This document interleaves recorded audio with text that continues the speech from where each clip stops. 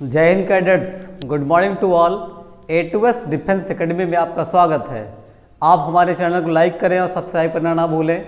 और आज आपकी मैथ की क्लास स्टार्ट होगी फिर से, और इसमें आपको आज पढ़ाना क्या है मैं बताता हूँ आपको। आइए देखिए, आपसे हमने कई बार कहा कि हमारे चैनल को लाइक और सब्सक्राइब करना ना भूलें। और अगर आपको वर्दी पहनने का सच में जुनून है तो हमारे चैनल को लाइक और सब्सक्राइब करें और हमारी वीडियो देखते रहें लगातार। वीडियो देखना ना भूलें। देखिए, आज हम स्टार्ट करेंगे सीरीज में।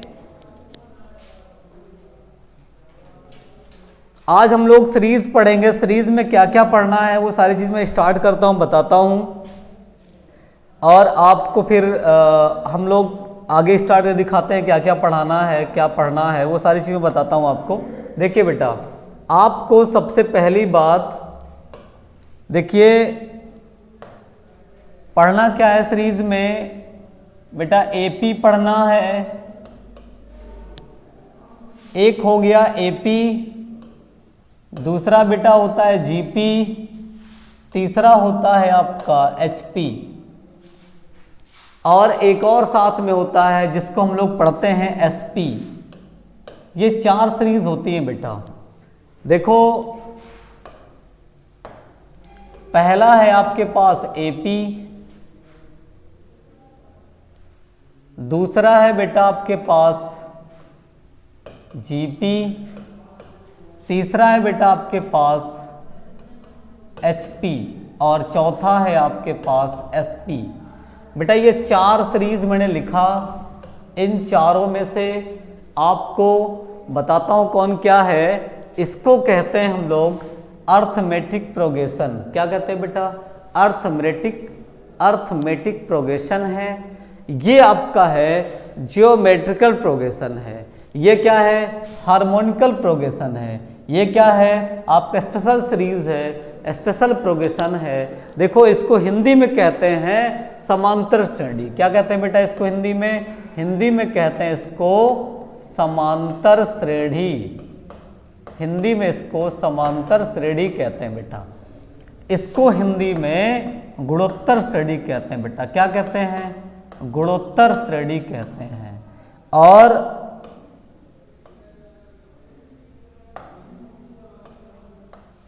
इसको गुणोत्तर श्रेणी कहते हैं बेटा।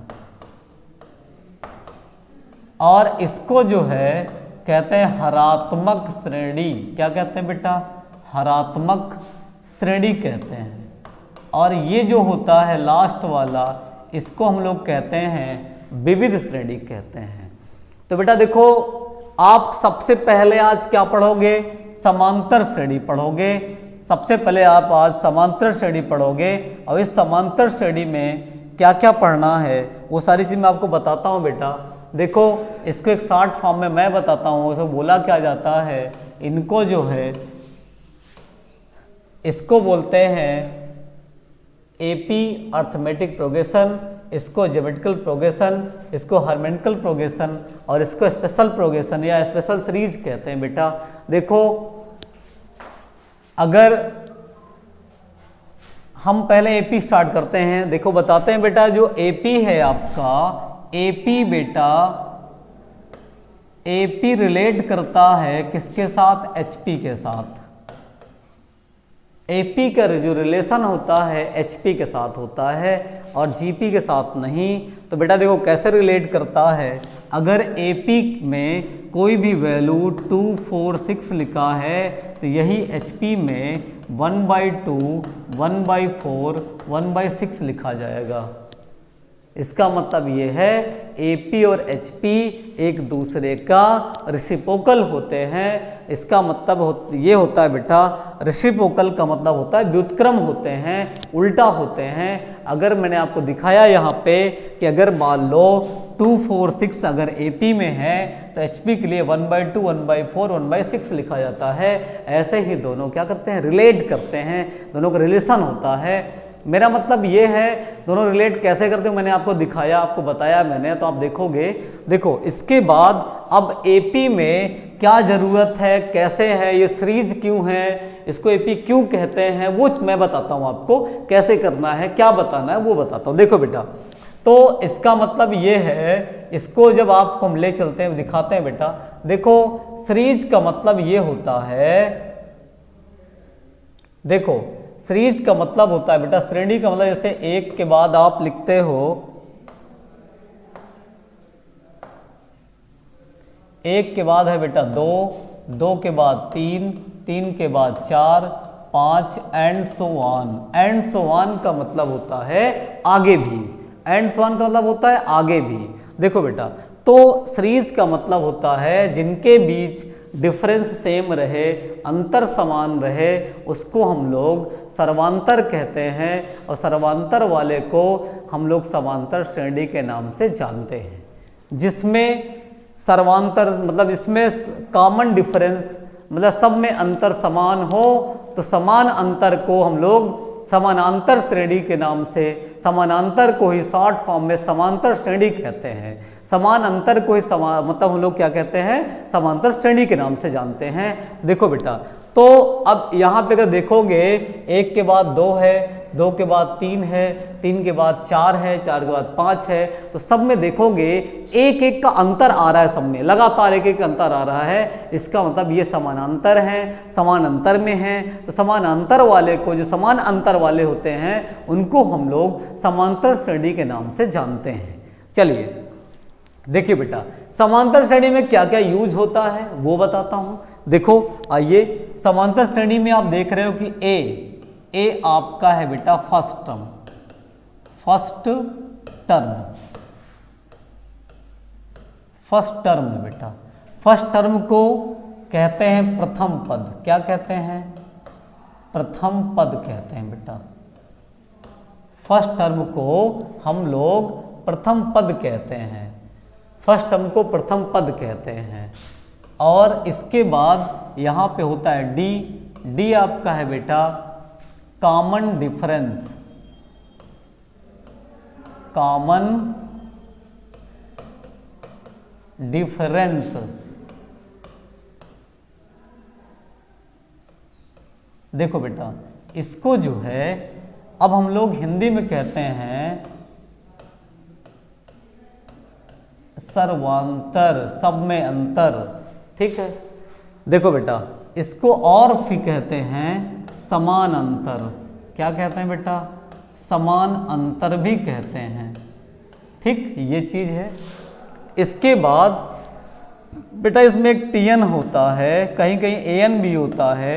एएन हो या टीएन, दोनों को हम लोग पढ़ते हैं nth टर्म पढ़ते हैं। क्या पढ़ते हैं बेटा, nth टर्म पढ़ते हैं। nth टर्म को जो है हम लोग पढ़ते हैं बेटा, और भी इसको पढ़ते हैं nवां पद पढ़ते हैं। क्या पढ़ते हैं बेटा, nवां पद पढ़ते हैं हम लोग। ये nवां पद है बेटा, nवां पद है ये।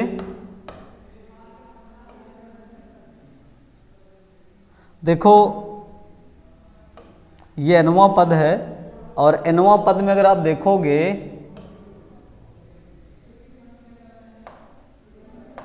देखो बेटा nवां पद आपका ये आ गया है, इसको nवां पद पढ़ते हैं हम लोग। देखो इसके बाद अगला जो टर्म्स आता है आपका, इसके बाद देखो बेटा आपका फर्स्ट टर्म हो गया, कॉमन डिफरेंस हो गया, nवां पद हो गया। ठीक, एक होता है एल क्या होता है, एल को हम लोग कहते हैं लास्ट टर्म कहते हैं, अंतिम पद कहते हैं बेटा। एल हमारा है आपका लास्ट टर्म, लास्ट टर्म बेटा, इसको अंतिम पद कहते हैं। क्या कहते हैं, इसको हम लोग अंतिम पद कहते हैं। ठीक, अंतिम पद कहते हैं। जब इसको अंतिम पद कहते हैं तो इसका मतलब ये है, ये एक ये हो गया। उसके बाद बेटा इसमें यूज होता है ए मीन होता है, अर्थमेटिक मीन कहते हैं इसको, केवल मीन, अर्थमेटिक मीन, मतलब इसको माध्य कहते हैं, समांतर माध्य के नाम से जाना जाता है, माध्य कहते हैं यहाँ पे। और एक यहाँ पे होता है बेटा एस एन, मतलब इसको कहते हैं सम का मतलब होता है बेटा योगफल। क्या होता है, योगफल होता है। ये इतनी चीज बेटा आपको एपी में यूज होना है। और इन सारी चीज़ों को आप अगर देखोगे तो आपको समझ में आएगा क्या ज़रूरत है, क्या चाहिए इसमें, तो वो सारी चीज़ें आपको मिलेगा। देखो बेटा, मैंने आपको बताया कि यहाँ पे ये आपका फर्स्ट टर्म है, फिर ये आपका कॉमन डिफरेंस है, फिर यहाँ पे देख रहे हो कि an जो मिला ये आपका ये an मतलब nth टर्म या tn जो होता है ये nवां पद होता है, इसको nवां पद कहते हैं हम लोग। ये n टर्म है आपके पास, फिर ये लास्ट टर्म है बेटा, इसको कहते हैं अंतिम पद कहते हैं, ये भी आपने देख लिया। फिर इसमें a जो लिखा है इसको अर्थमेटिक मीन कहते हैं। अर्थमेटिक मीन का मतलब होता है माध्य या समांतर माध्य के नाम से जाना जाता है। और इसमें जो है बेटा ये जो Sn है आपका योगफल के नाम से जाना जाता है बेटा, किसके नाम से? योगफल के नाम से जाना जाता है। तो ये सारी चीज़ें आपने जब देखा तो आप जानोगे कि इसका क्या क्या यूज़ है, क्या ज़रूरत है। तो ये इसमें AP में इतनी चीज़ें यूज होती हैं, ठीक। अब कैसे यूज होती हैं वो भी हम आपको बताते हैं, आपको दिखाते हैं कैसे यूज होती हैं। देखो बेटा, इसमें जो है जब ये चीजें देखो, इसमें सबसे पहले यहां पे लिखा है ए आपका फर्स्ट टर्म बेटा, क्या है? ए फर्स्ट टर्म है। देखो सबसे पहले बेटा ए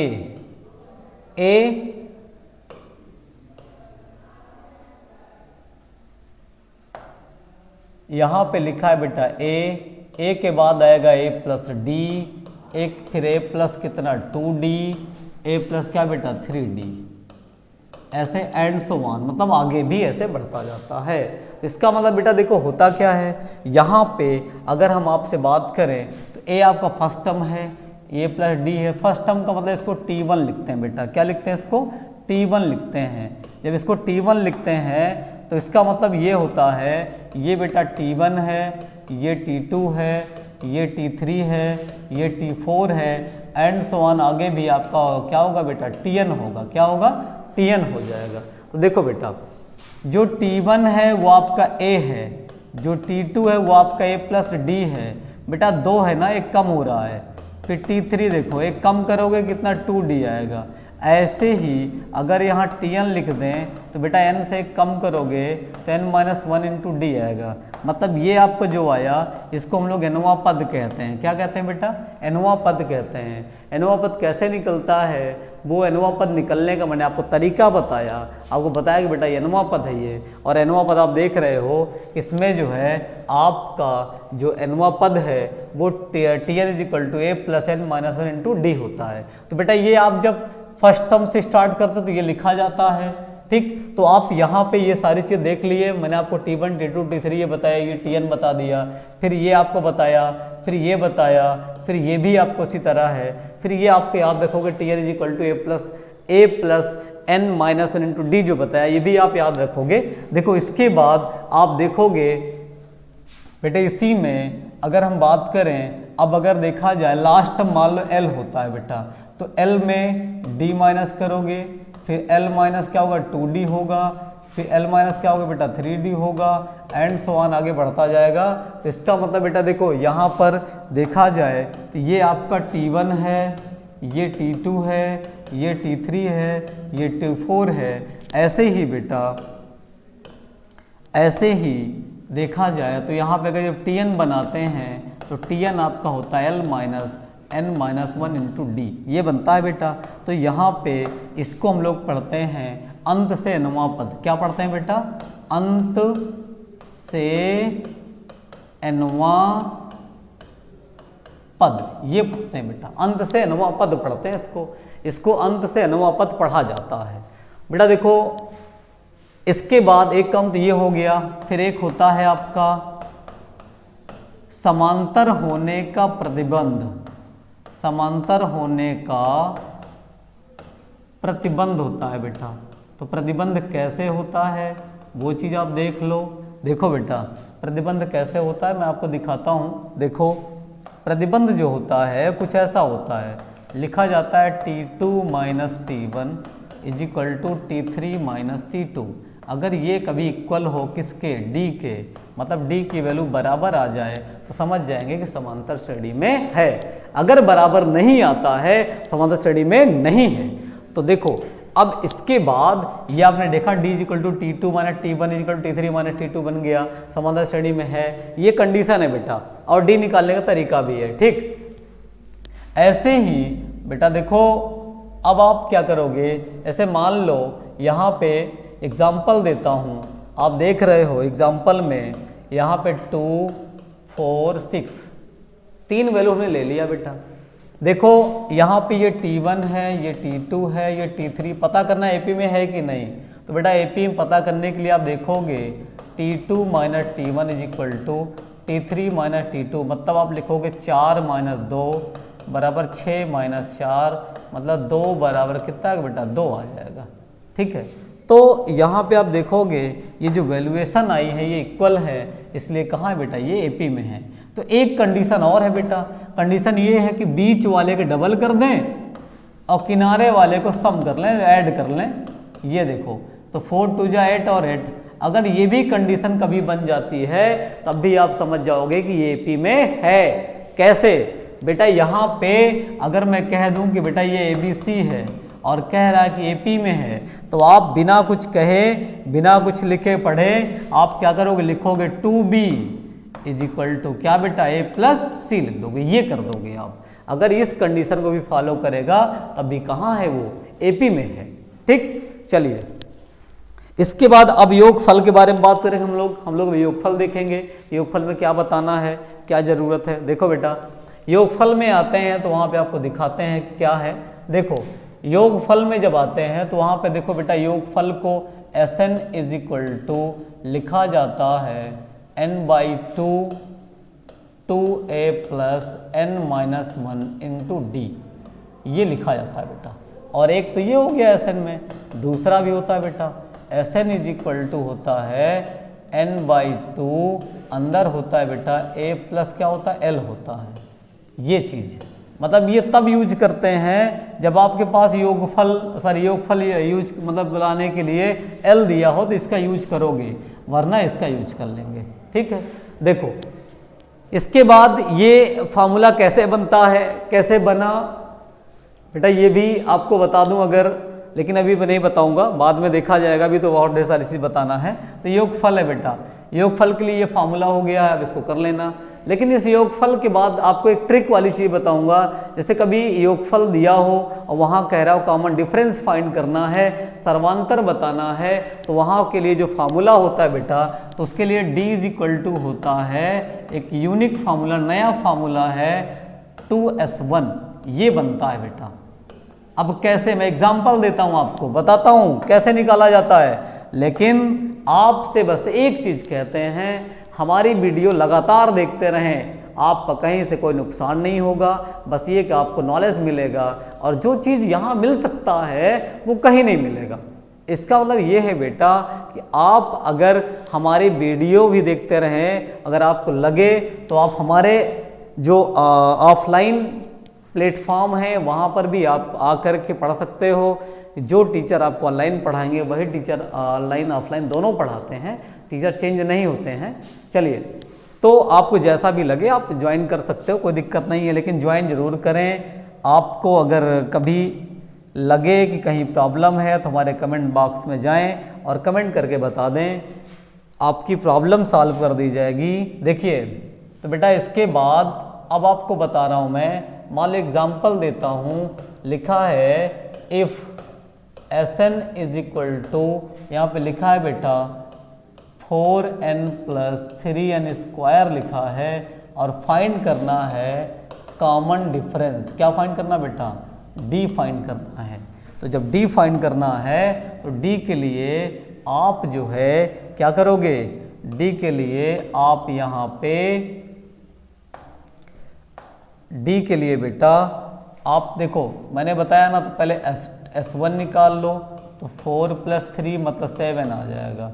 फिर S2 निकाल लो तो 8, और यहाँ रखो बेटा 2 का स्क्वायर 4, 4 3 कितना होगा 12, 12 8 कितना होगा बेटा 20 होगा। मतलब जहाँ n है 2 रख दोगे तो 4 2 8 बनेगा ना। तो देखो बेटा अब d इज इक्वल टू होता है S2 माइनस 2S1। बताओ बेटा S2 की वैल्यू कितना है 20 है, और 2 इंटू S1 कितना है बेटा 7 है। तो 20 माइनस 7 दूना 14 ना, तो बेटा देखो आप यहाँ पे 20 में से 14 घटा दो बेटा, कितना आएगा 6 आएगा। तो डी की वैल्यू आपकी कितना आएगी 6 आएगी। तो देखो ये एक तरीका है बेटा, इस तरीके से आप आसानी से निकाल सकते हो, कोई दिक्कत नहीं होगी। आप आराम से सीख भी जाओगे और समझ भी जाओगे और इसको आराम से क्या करोगे फाइंड आउट कर लोगे। ठीक है, तो ये तब निकालोगे जब आपके पास योगफल दिया हो। या एक तरीका और बेटा देखो, इसके साथ एक और मैं आपको ट्रिक बताता हूँ। देखो ट्रिक ये है बेटा कि अगर कभी भी लिखा रहे कि भाई Sn बताना है, आपको क्या बताना है Sn फाइंड करना है, और आपसे कह रहा है क्वेश्चन ये दिया हो, क्या दिया हो TR, आरवां पद मान लो लिखा है 3R + 1 ऐसे लिखा है। अब आपसे कह रहा है इसके Sn की वैल्यू क्या होगी, तो बेटा आप जानते हो कि Sn = फार्मूला होता है n/2 2a + n-1 × d, ये होता है। लेकिन आप यहाँ देखोगे आपको चाहिए क्या, a और d चाहिए ना, तो a और d कैसे निकालोगे, आप परेशान हो जाओगे निकालने में। तो मैं आपको तरीका बताता हूँ, आप कहीं जाओ ही नहीं। आप देखो कैसे निकालोगे, आप क्या करोगे, यहाँ पे जो यहाँ ये पहली वैल्यू लिखी है उसको लिख लो आप d, क्या लिखोगे d, और जो a लिखना है बेटा इस 3 में इस 1 को ऐड कर दो, कितना होगा 4, इस 3 और 1 को ऐड कर दो, मतलब ये a की वैल्यू हो जाएगी और दोनों वैल्यू उठा के यहाँ पे रख दो बेटा। ठीक, तो कैसे रखेंगे, देखो आप यहाँ रखोगे तो Sn = n/2, तो 2 × 4 और प्लस n-1 × कितना 3 बेटा। देखो तो n/2 यहाँ देखो 8 आएगा और यहाँ 3n-3 आ जाएगा। तो बेटा देखो 8 3 घटा तो 5 आ जाएगा। मेरा मतलब ये है कि आप यहाँ लिखोगे /2 और यहाँ लिखोगे 3n + 5, ये बनेगा बेटा, इतना आंसर आपका ऐसे ना आएगा। तो ये जल्दी करने का तरीका मैंने आपको बताया है और इसको आप कर लोगे बेटा। ठीक है, इसके बाद मिलते हैं अगली क्लास में। All the best and best of luck. Okay, all the best.